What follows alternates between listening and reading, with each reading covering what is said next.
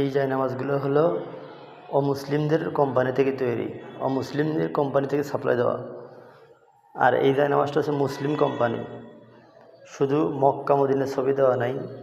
আর অমুসলিমরা মক্কা মদিনার ছবি দিয়ে এটাই বোঝাচ্ছে যে মুসলিমরা যখন নামাজ পড়বে তখন মক্কা শরীফের পা রাখবে, মদিনা শরীফের পা রাখবে। এই জন্য তারা এইভাবেই জায়নামাজগুলো তৈরি করছে। আমরা মুসলিমরা অনেকেই জানি না, অজান্তে আমাদের মক্কা মদিনার উপর পা দিয়ে আমরা বসে থাকি, পাড়া দেই।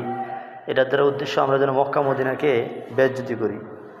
এই জন্য পৃথিবীর সমস্ত মুসলমানদের উচিত আমাদের এই ছবি দেখে, অর্থাৎ মক্কা মদিনার ছবি, রেহাল, কোরআন শরীফের যে সমস্ত ছবি দেওয়ার জায়নামাজগুলো থাকে ওগুলো না কেনা, বরঞ্চ আমরা দেখব শুধু এরকম কিছু মিনারের মতো ছবি দেওয়া অথবা ফুলের মাধ্যমে যে কোনো উপায়ে একটা লোকেশন দিচ্ছে যে সামনের দিকটা বোঝা যায়, এরকম জায়নামাজ আমরা কিনবো ইনশাআল্লাহ।